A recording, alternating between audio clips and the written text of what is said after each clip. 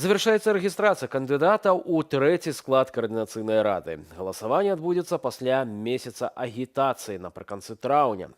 Прадстаўнікі дэмакратычных сілаў не толькі заяўляюць пра ўдзел у выбарах, але і ствараюць кааліцыі. На гэты момант у выбарчую камісію паступілі 3 спісы ад выбарчых суб'ектаў і іх лідараў.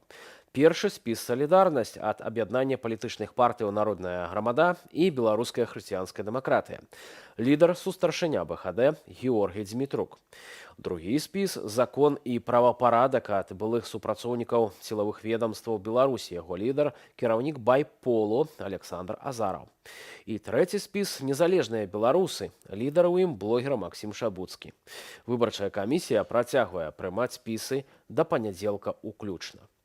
Працягнем абмяркоўваць гэтую тэму з нашымі наступнымі гасцямі. Павел Латушка, намеснік кіраўніцы аб'яднанага пераходнага кабінету і кіраўнік НАУ з намі на відэасувязі. Спадар Павел, вітаю вас. Добрый вечер. Сама Юрий Губарэвіч, старшыня руху за свабоду ў нашай студыі. Спадар Юрый, таксама вітаю вас. Добрый вечер.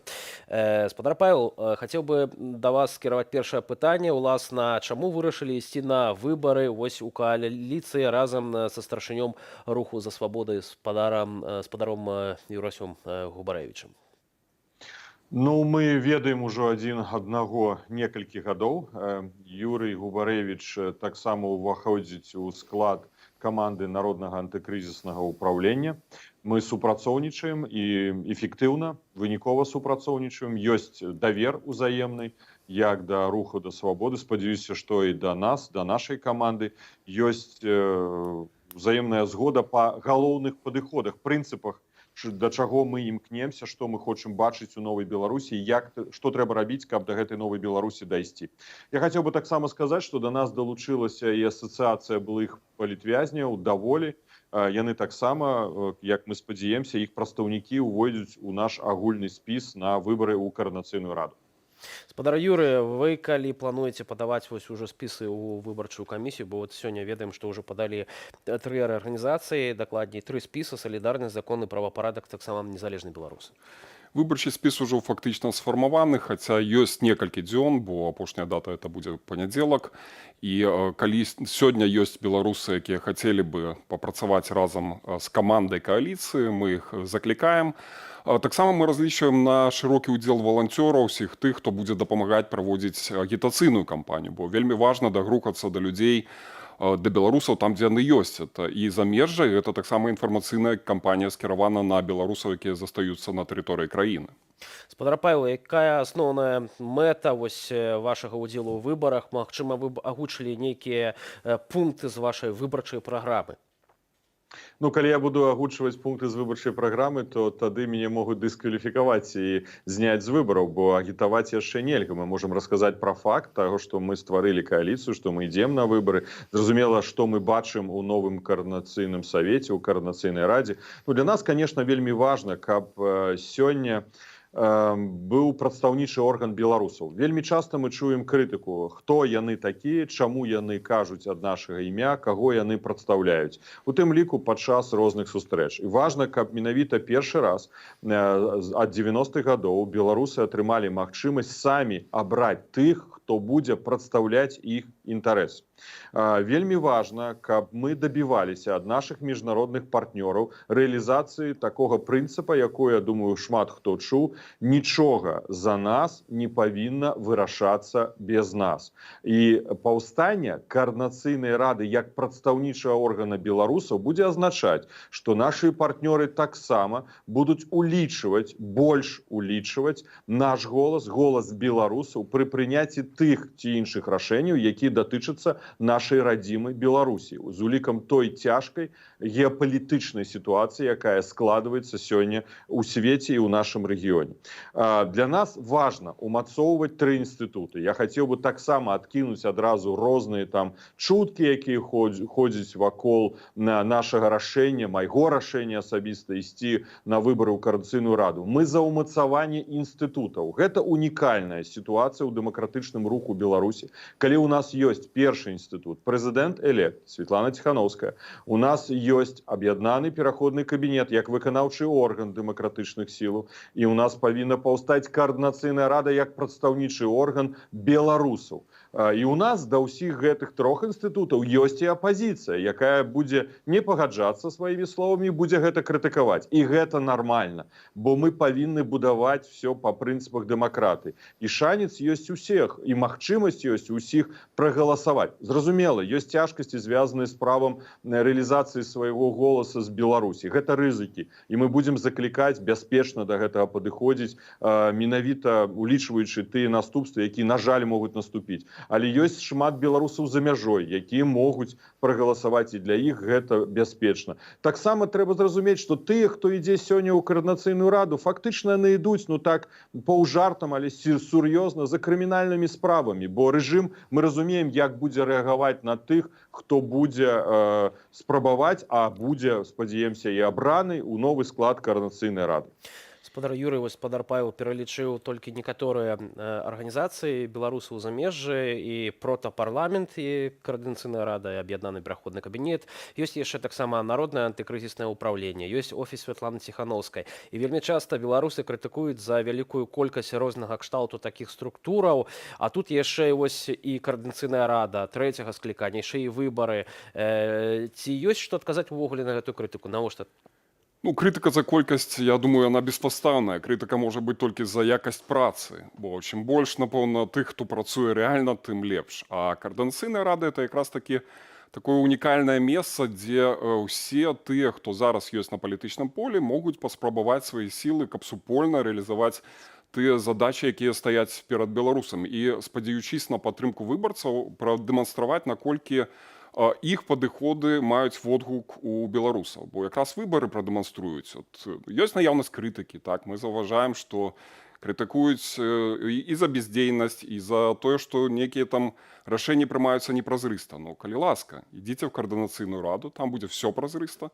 Калі вы маеце падтрымку сярод грамадзян Беларусі, вы атрымаеце там большасць, альбо атрымаеце значную ўплывовую колькасць чальцоў Коордынацыйнай рады, і ваш голас будзе пачуты. Спадар Павел, на ваш погляд, як вы, напэўна, ўжо гэта ведаеце, будзе уласна праходзіць агітацыйная кампанія, магчыма, гэта будуць таксама сустрэчы з беларусамі ў розных краінах, дзе найбольшая колькасць дыяспораў. Што вы плануеце канкрэтна? Дарэчы, каментуючы яшчэ раз у дадатак тое, што сказаў Юрый наконт колькасці інстытутаў, я абсалютна з ім пагаджуся. Гэта ў дыктатарскіх сістэмах няма інстытутаў. Гэта дыктатура Лукашэнкі зліквідавала 1500 пазаўрадавых арганізацый, ліквідуе яшчэ 950, зліквідавала ўсе палітычныя апазіцыйныя партыі, а ўвогуле іншыя назваць партыямі немагчыма. Менавіта яны зацікаўлены, каб быў толькі адзін голас аднаго вусатага чалавека. А калі ёсць розныя інстытуты, гэта добра. Мы жа кажам пра інстытуцыянальныя структуры. Гэта прэзідэнт, элект, аб'яднаны пераходны кабінет як выканаўчы орган і Коордынацыйная рада як прадстаўнічы орган. Лукашенко адабраў у нас права выбіраць сваіх прадстаўнікоў. І таму наша агітацыя, калі хочаце, будзе угалоўным.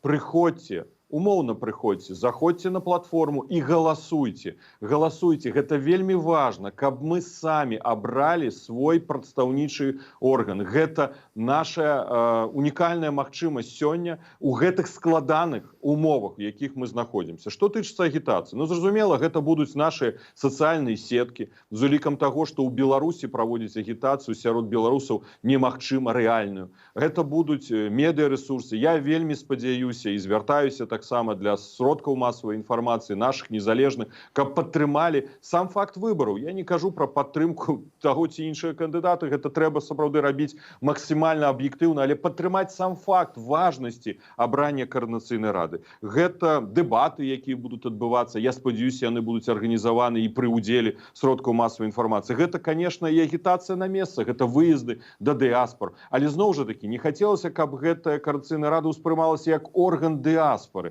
Вельмі важна, каб і беларусы з Беларусі прынялі ўдзел пры умове захавання уласнай бяспекі. Гэта, конечно, будзе самым галоўным. Так што неважна, ці войдзе Латушка, ці Астапенко ў Коордынацыйную раду, важно, как были институты. А пазней можно змяняць и латушку не абраць наступны раз, альбо ў першы раз не абраць, и іншую особу не пераабраць. Галоўнае, калі будуць інстытуты, якія будуць прадстаўляць нас. І, дарэчы, у транзітны перыяд, за які я адказваю, гэты інстытут, напэўна, прыдасца. Самы ідэалістычны варыянт, што он просто будзе як інстытут прадстаўнічы беларусаў. Ну, гэта можа мала рэалістычна, але, напэўна, ён будзе удзельнічаць у транзітнай структуры, у транзітным перыяды зменаў у Беларусі.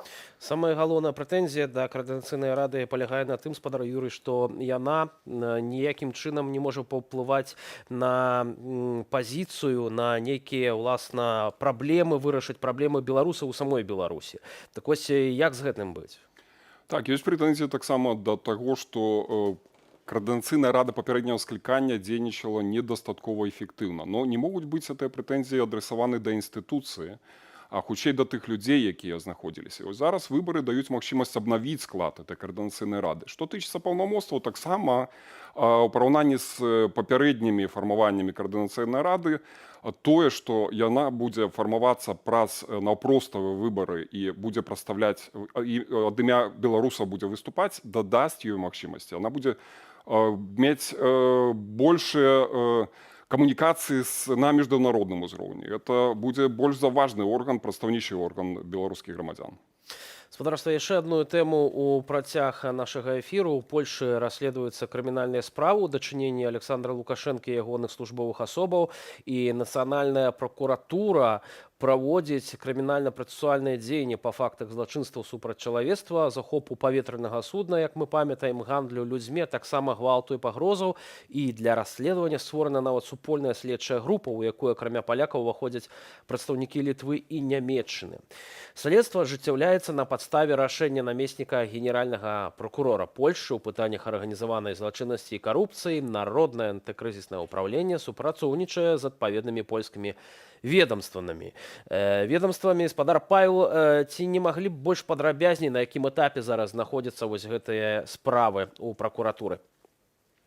Так, я могу подтвердить, что сапраўды гэтыя працэсуальныя дзеянні, крымінальна-працэсуальныя дзеянні ажыццяўляюцца ў адносінах да Александра Лукашэнкі, а таксама акрэсленых, менавіта акрэсленых службовых асобаў, якія знаходзяцца ў падпарадкаванні Александра Лукашенка, па фактах злачынстваў, звязаных з якіх вы пералічылі, злачынстваў супраць чалавечнасці, захопу самалёта, гандаль людзьмі і злачынстваў, звязаных з гвалтам і пагрозамі ў адносінах да нацыянальных палітычных груп, канкрэтных асобаў.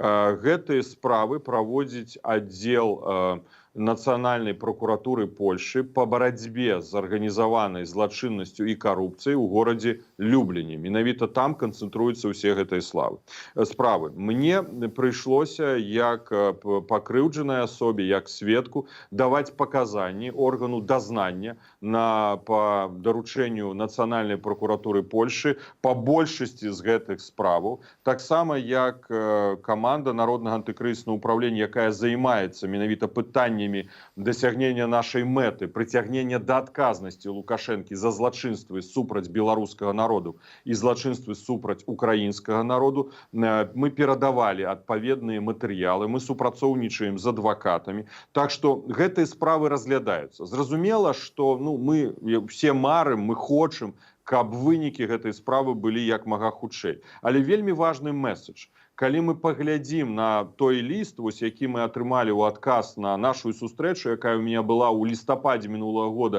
з упаўнаважаным па грамадзянскіх правах Польшы Маркам Вёнцыкам, колькасць тых злачынстваў, якія здзейснены, вельмі важна гэта, каб рэжым ведаў, што ўсё гэта зафіксавана у тамы справаў, задакументавана. І калі мы ставім пытанне, ці з Лукашенко варта размаўляць, ці ён з'яўляецца асобай для перамовы, ці ўвогуле можа ён разлічваць, што калісьці прыедзе ў Польшу. Так, ён можа прыехаць у Польшу, але толькі ў кайданках. І менавіта гэта трэба зразумець рэжыму і ўсім тым памагатым, які знаходзяцца вакол яго. Мы вядзем таксама і працу па 5 міжнародных накірунках адказнасці. Так што, як калісьці сказаў, мы ударым левай, ударым правай, а пазней яшчэ і і ў іншыя месцы. Так што мы не супынімся і будзем дапамагаць усім праваахоўчым органам дасягнуць мэты адказнасці. Дзякуй за гэтую працу і, канешне ж, за гэтую размову. Спадарства з намі быў Павел Латушка, намеснік кіраўніцы аб'яднанага пераходнага кабінету, кіраўнік НАУ, а таксама Юрый Губарэвіч у студыі, старшыня руху за свабоду. Дзякуй вялікі вам за гэтую размову.